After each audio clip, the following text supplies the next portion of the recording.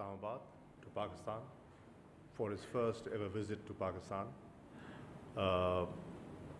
I'm happy to see him here because we've had some useful conversations on the situation, the unfolding situation in Afghanistan. I've spoken to him over the telephone 3 times, and we had a very good discussion in New York. So today we dwelled further on what we had discussed in New York, and I shared with him our assessment of the situation in Afghanistan, and I also shared with him my interaction with Mr. Borrell, the High Representative of the European Union, on how EU can engage with Afghanistan and how can we collectively agree on a way forward. We also availed this opportunity to review our bilateral relations, and I'm happy to share with you that they are on an upward trajectory. There's a lot that can be done, and we have discussed how we should put in that extra effort to improve our bilateral trade and promote and attract more investments into Pakistan. I shared with the Foreign Minister and gave him our preference that these are the 3 areas where we feel that we can benefit from Danish help. For example, renewable energy. And we have welcomed some of the initiatives announced. For example, the Green Partnership Agreement signed between Denmark and Pakistan will give us opportunities of greater cooperation in renewable energy. The fact that that both sides have agreed towards, and Denmark has included Pakistan in the Danish energy transition initiative. This will help us promote our capacity building within the Ministry of Energy and how we can move ahead in this direction. We also discussed the advantages of enhanced parliamentary interaction and the need to promote it. I asked the Foreign Minister to look at the visa categorization that we have been put into and have a fresh look at the travel advisory that we have between our 2 countries.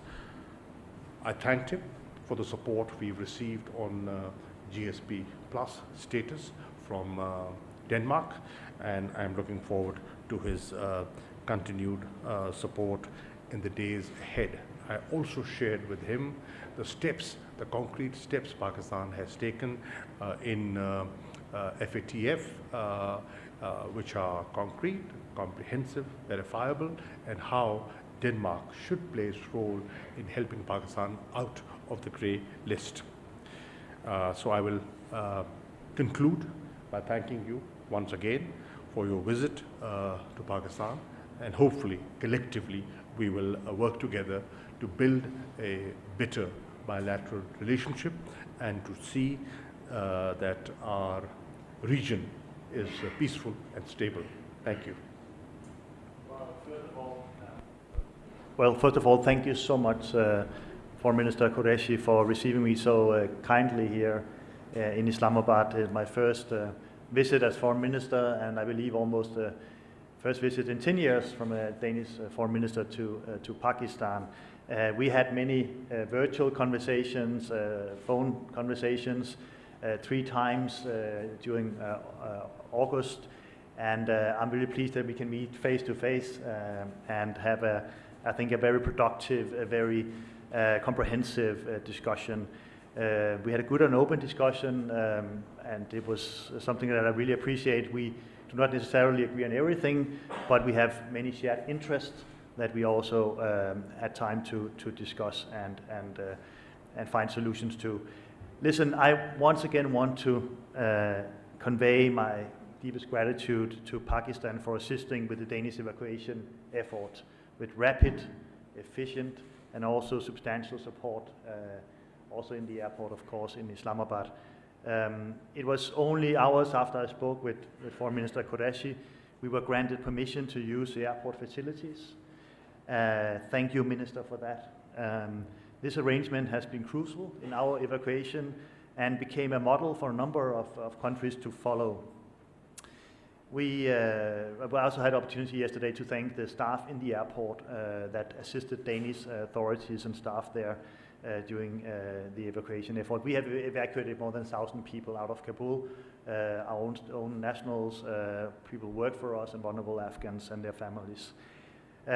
We also discussed, and I appreciate that, the situation in Afghanistan in detail. We are, of course, deeply worried that Afghanistan become a safe haven for terrorist groups.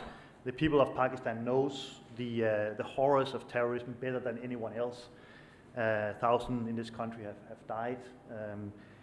And Pakistan is a very important country in the region, so we had a frank and good discussion on how to deal with the new Taliban regime, how it can become, the government in Afghanistan become more representative, inclusive, also respecting fundamental human rights, including the rights for all, including women and minorities, and also ensuring girls can go to school again. Things like that was very important.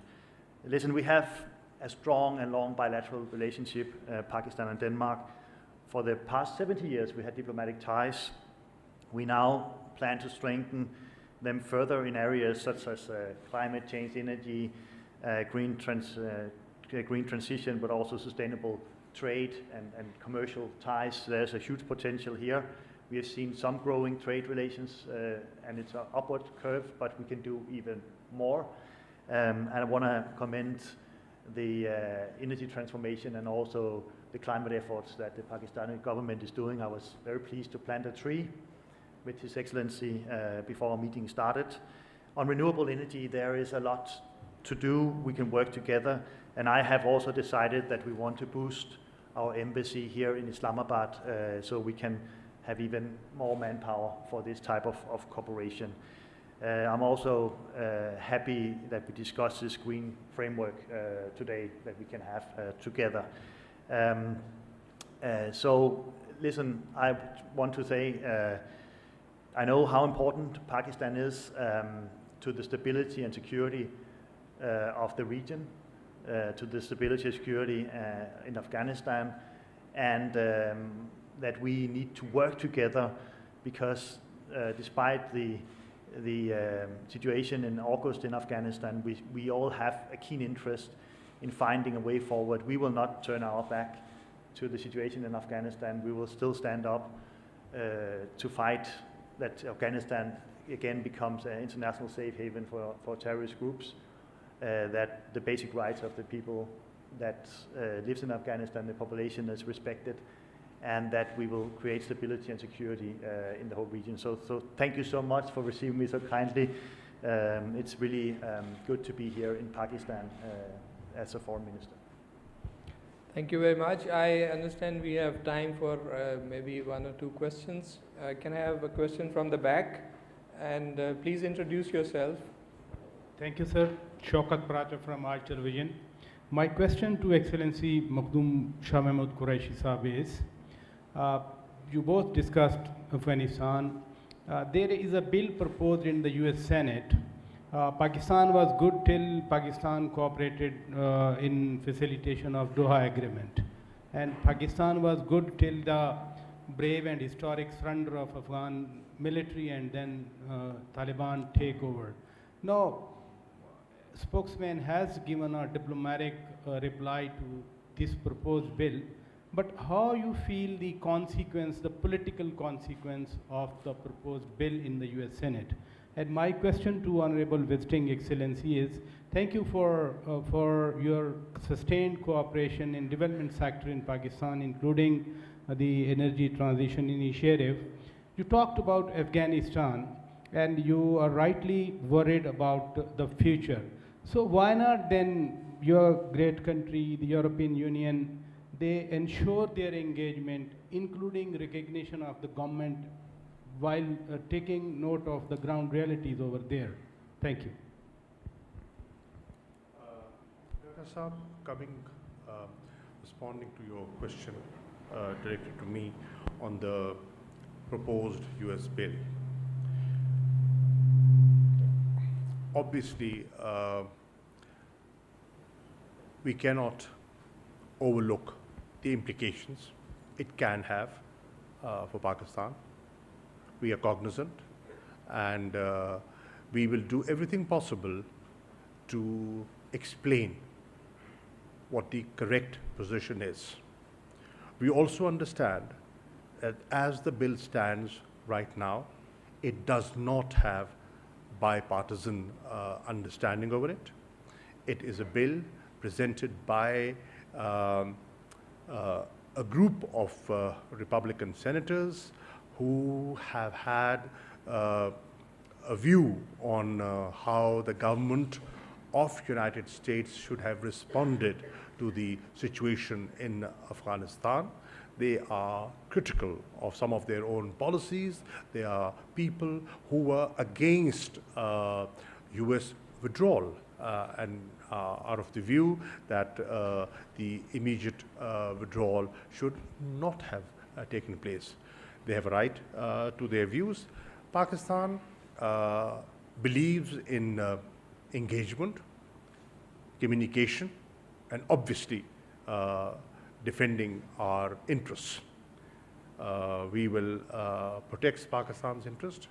We will defend our position because we have a lot to share with the US Congress. They have to understand the positive role Pakistan has played in fighting terrorism. They have to understand the positive role played by Pakistan in facilitating the peace process. They have to understand what were the causes behind the debacle in Afghanistan. And scapegoating Pakistan would be overlooking ground realities. And they have to understand that a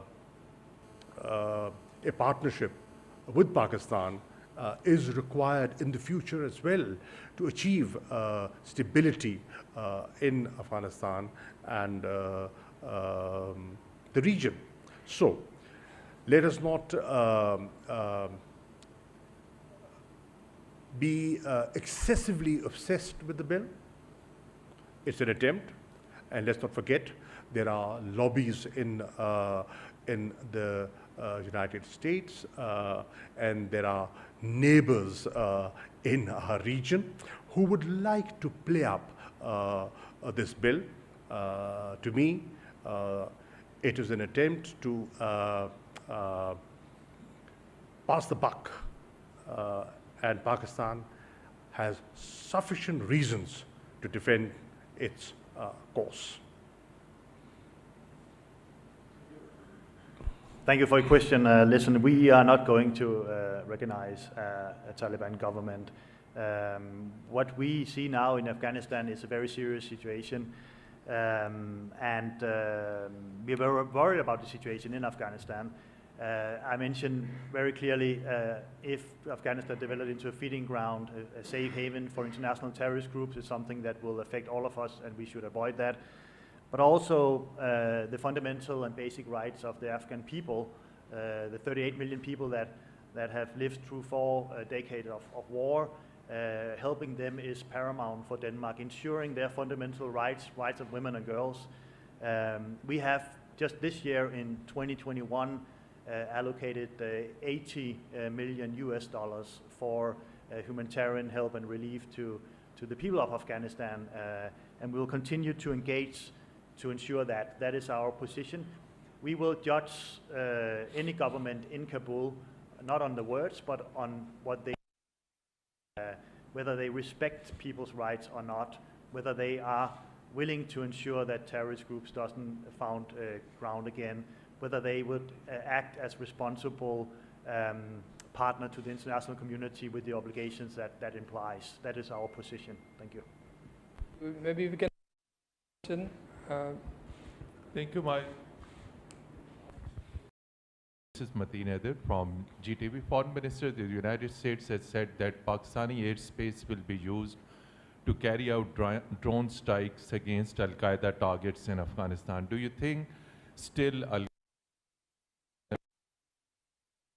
active and operative, and they have their bases in Afghanistan?